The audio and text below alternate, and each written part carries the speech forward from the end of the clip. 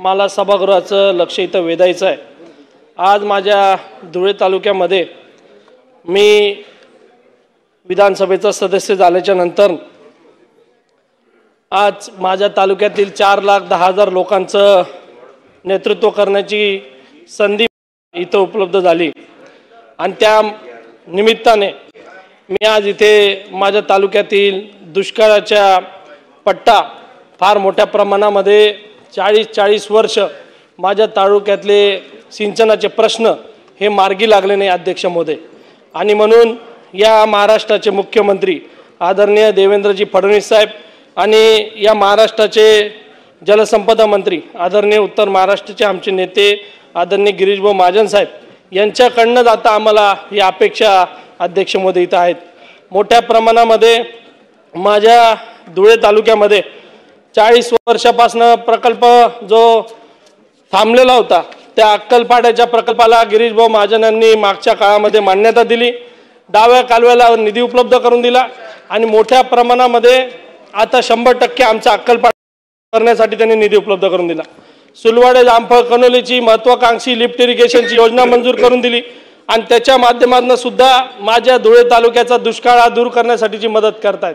आणि आज जो महत्त्वाचा विषय माझ्या या धुळे तालुक्यातल्या लोकांसाठी आहे, गिरणाचा जो पांजण डावा कालवा या वाढ विस्तार योजनेच्या माध्यमातून माझ्या तालुक्यामधले मोरदड खोरदड खोरदड तांडा चांदे शिरूड तरवाडे सिताने लोंढे कुंजर नंदाळे बुद्रुक शिरूड निमगुण नाणे दामणगाव या पांजण डावा कालव्यावर अध्यक्ष महोदय वाढ विस्ताराच्या फक्त पाटचाऱ्या झाल्या आणि या पाटचाऱ्या झाल्या, याला कुठल्याही प्रकारचं पाणीचं आरक्षण मिळालं नाही। फक्त त्या काळामध्ये फक्त पाटचाऱ्या झाल्या। खरीपामध्ये ते फक्त 0.22 TMC पाणी द्यायचं त्यांनी त्यावेळेस सांगितलं आणि ते पण फक्त पाणी उपलब्धता असेल तरच ते पाणी दिलं जाईल, म्हणून त्यांना रब्बीचं आवर्तन मिळायचं नाही, उन्हाळ्याचे आवर्तन मिळायचे नाही आणि म्हणून 40 वर्ष झाले आमचे हे लोक या पाण्याच्या आरक्षणासाठी तिथं प्रतीक्षेमध्ये आहे। आणि म्हणून माझी विनंती आहे की जर नारपारच्या धर्तीवर माझ्या तालुक्यासाठी तिथून 0.7 TMC जर पाणी मिळालं तर मूळ नारपार योजनेच्या आम्हाला वॉटर कॅल्क्युलेशनमध्ये तिथं धक्का लावायचा नाही, पण जर 0.7 TMC पाणी माझ्या 3000 हेक्टरची जी जमीन या पांजण डाव्या कालव्यावरच्या पाटचाऱ्याच्या ऑलरेडी एक्झिस्टिंग आहे त्या एक्झिस्टिंग चाऱ्यांना जर पाणी मिळालं तर मला माझ्या तालुक्यातल्या लोकांना तिथं एक्स्ट्राचं पाणी तिथं मिळेल। दुसरा टप्पा अध्यक्ष महोदय, त्या दुसऱ्या टप्प्यामधनं आमचं अंचाळ्याचं धरण हे तिथं वाढवून त्याची उंची वाढवून त्या अंचाळ्याच्या धरणामधनं 2.8 TMC पाणी जर गिरण्याच्या धरणामधनं तिथं टाकलं तर माझ्या अंचाळ्याच्या धरणानंतर अंचाळे तांडा चिचखेडे आमदड कायखेडे फागणे आजंग कासवीर मुक्टी सावळी तांडा नंदाळ नगाव खुर्द बिरडाणे आंबोडे नवलनगर नावरा नावरी सातरणे मोवाडी विश्वनाथ सुखवड वडगाव वणी मळाणे या 12,000 हेक्टर सिंचनाखाली तिथं येऊ शकते। आणि म्हणून अध्यक्ष महोदय आपण जर बघितलं एवढ्या मोठ्या प्रमाणामध्ये या भागामध्ये दुसऱ्या कुठल्या प्रकारचं सिंचनाची सोय तिथं नाही। अनेक वर्ष 40 वर्ष हे भाग आम्ही नेतृत्व आम्हाला मिळत नव्हतं, आता उत्तर महाराष्ट्राचं नेतृत्व आमचे गिरीशभाऊ महाजन साहेब तिथं करतात आणि म्हणून धोरण आणि तोरण हे सगळं हे गिरीशभाऊ महाजनांच्या साहेबांच्या माध्यमातून तिथं आमच्या धुळे तालुक्याचं तिथं ठरत आहे। आज आपण बघतो तर धुळे जिल्ह्याला वारंवार दुष्काळाच्या परिस्थितीला अध्यक्ष महोदय तिथं सामोरं जावं लागतं। माझ्या धुळे जिल्ह्याला मागच्या काळात आपण बघितलं वार्षिक सरासरी अध्यक्ष महोदय फार महत्त्वाचा प्रश्न आहे। आज 40 वर्ष आम्ही या गोष्टीच्या प्रतीक्षेमध्ये आहोत आणि धोरणात्मक निर्णय अध्यक्ष महोदय, आणि म्हणून मला प्रश्न मांडायला थोडा वेळ द्या।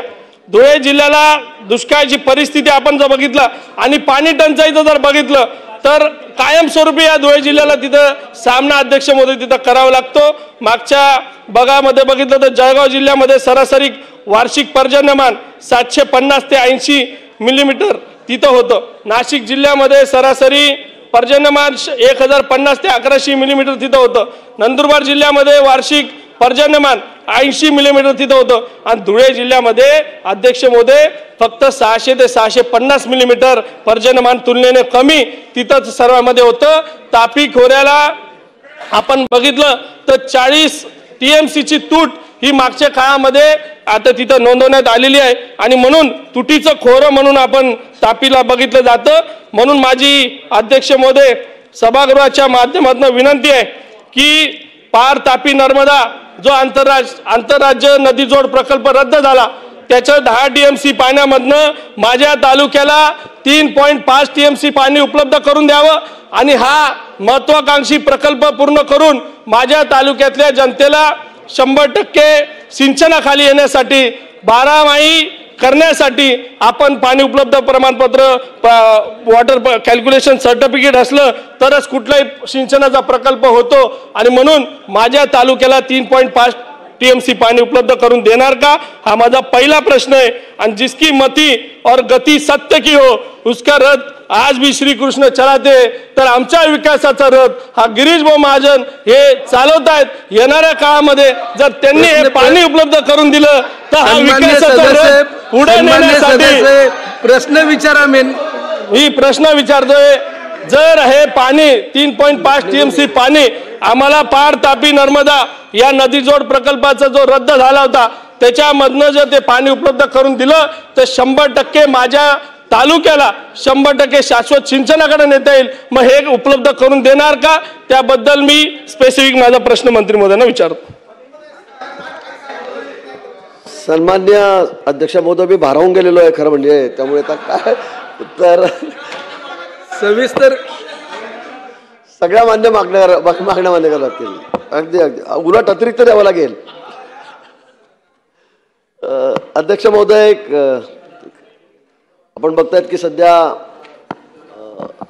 दुष्काळी भागामध्ये म्हणजे जे तुटीचे जे खोरे आहेत त्या खोऱ्यांमध्ये पाणी कसं नेता येईल, जिथे विपुलता आहे अतिविपुलता आहे, जिथे जास्त पाऊस होतोय समुद्राकडे पाणी वाहून जात आहे आणि त्यातून दुष्काळी भागामध्ये पाणी देण्याचा मनोदय किंवा तसं नियोजन या सरकारचं आहे आणि त्यातूनच आपण या ठिकाणी तापी खोऱ्यातलं गिरणा खोरं उपखोरं आहे। सन्मान्य सदस्यांनी सांगितल्याप्रमाणे दुष्काळी म्हणजे अतिशय तुटीचं खोरं आहे। तो 40 TMC ची तूट या खोऱ्यामध्ये त्या ठिकाणी आहे। दर माणशी दर हेक्टरी अतिशय कमी पाणी या ठिकाणी या खोऱ्यात आणि राज्यामध्ये सगळ्यात तुटीचं खोरं असं म्हटलं तरी चालेल। गिरणा खोरं जे आहे ते या ठिकाणी राज्यात सगळ्यात कमी तुटीचं हे खोरं आहे, ही वस्तुस्थिती आहे। आणि सन्मान्य सदस्यांच्या जिल्ह्यामध्ये खरं पाण्याची निकड आहे, गरज आहे, पण नारपार गिरणा जवळपास 10.89 TMC पाणी या ठिकाणी आहे। नदीजोड प्रकल्पाच्या माध्यमातून त्याचं सगळं नियोजन झालेलं आहे, पाण्याचं नियोजन झालं आहे, त्यातून तर आपल्याला काही देता येणार नाही। पण सन्मान्य सदस्यांनी सांगितल्याप्रमाणे पार तापी नर्मदा हा आंतरराज्य प्रकल्प नदीजोड प्रकल्प त्या ठिकाणी आहे। काही तांत्रिक कारणामुळे दोन राज्यातल्या थोड्याशा तक्रारीमुळे किंवा वादामुळे आपण म्हणू त्यामुळे हा प्रकल्पाचा रद्द झालेला आहे। यामध्ये जवळपास 9.76 TMC पाणी आपल्याला उपलब्ध आहे। याचं नियोजन करणं सुरू आहे। तो तांत्रिकदृष्ट्या आर्थिकदृष्ट्या कसा किफायतशीर होईल ते तपासलं जातं आहे। जानेवारीतल्याच म्हणजे 6-7 महिन्यापूर्वीच त्या संदर्भातल्या सूचना खाली अधिकाऱ्यांना आम्ही दिलेल्या आहेत। त्याचं नियोजन चाललेलं आहे। टेक्निकलदृष्ट्या तांत्रिकदृष्ट्या ते तपासलं जातं आहे। मला वाटतं हे तपासणी झाल्यानंतर या ठिकाणी आपल्याला पाणी देण्याच्या संदर्भामध्ये शासन अतिशय सकारात्मक निर्णय या ठिकाणी करेल। पण यापेक्षा उद्या माननीय मुख्यमंत्री महोदयांच्या अध्यक्षतेखाली या संदर्भामध्ये गिरणा खोऱ्याच्या संदर्भात एक बैठक त्या ठिकाणी बोलवलेली आहे। मला वाटतं आपल्यालाही मी त्या ठिकाणी आमंत्रित करतो। आपण त्या ठिकाणी या सगळे अधिकारी त्या ठिकाणी येतील, त्यांचा किती अभ्यास झाला आहे, त्यांनी काय काय त्या ठिकाणी तयारी केलेली आहे, ती जर झाली असेल तर लवकरच हा प्रश्न आपला त्या ठिकाणी मार्गी लागेल। पण निश्चित सरकार या बाबतीमध्ये सकारात्मक आहे। आपला भाग हा दुष्काळी आहे, पाण्याची टंचाई त्या ठिकाणी आहे याची आम्हाला कल्पना आहे। त्याचबरोबर आपण सांगितल्याप्रमाणे अक्कलपाडा असेल, सुरवाडी जामफळ असेल, ही मोठी धरणं 2 त्या ठिकाणी आपण त्याला पुरेसा निधी दिलेला आहे। ही कामं आता पूर्णत्वाच्या दिशेने मला वाटतं आता लवकरच ती पूर्ण होतील आणि त्यामुळे त्या भागातील दुष्काळी जे चित्र आहे ते कमी होण्यास मदत होईल।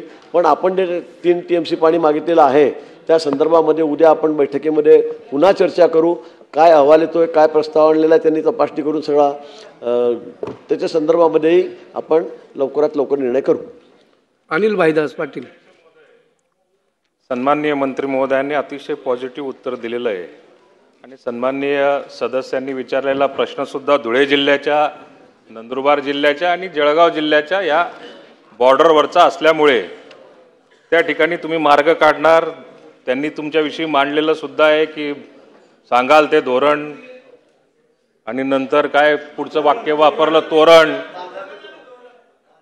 बांधाल ते धोरण, सांगाल ते तोरण. सगळ्या गोष्टी आम्ही मान्य करू काय ज्या असतील त्या. पण सर्वात महत्त्वाचं पुरात वाहून जाणारं जे पाणी असेल त्याच्यासाठी जे पाण्याचं आरक्षण आपण केलं पाहिजे.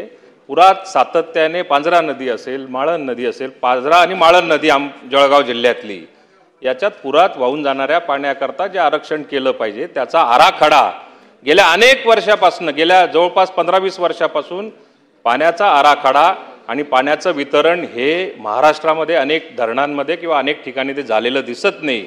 धुळे जिल्ह्यालाही ह्या समस्येला सगळ्यात मोठी समस्या तीच आहे. पाण्याचं आरक्षण आणि पाण्याच्या आरक्षणाचं धोरण जोपर्यंत आपल्या माध्यमातून निश्चित होत नाही तोपर्यंत आम्हाला काहीही करता येत नाही. त्या आरक्षणाची डेडलाईन आपली कधी असणार आहे याविषयी जर का आपण सांगितलं तर ते जरा बरं होईल. म्हणून आपण आरक्षण करणार आहात का आणि त्याची तारीख किंवा त्याचा महिना किंवा वर्ष हे आपण सांगू शकणार का? सन्मान्य सदस्य अनिल दादांनी सांगितल्याप्रमाणे लवकरात लवकर, अतिशय गतीने लवकरात लवकर. आणि या संदर्भात मी नाही असं टाइम बाउंड सांगता येत नाही. पण आपलंही ठरलेलं आहे अनिल दादा, आपण या आठवड्यामध्ये बैठक घेणार आहोत. उद्यासुद्धा या संदर्भामध्ये माननीय मुख्यमंत्री महोदयांनी नारपारच्या बाबतीमध्ये बैठक बोलवलेली आहे. वाटल्यास आपणही त्या बैठकीला या, कारण आपलाच उत्तर महाराष्ट्रातला विषय आहे, खानदेशचाही विषय आहे, तर आपणही त्या ठिकाणी यावं. लवकरच आपण हा या संदर्भामध्ये पॉझिटिव्ह निर्णय करू. लक्षवेधी क्रमांक 3.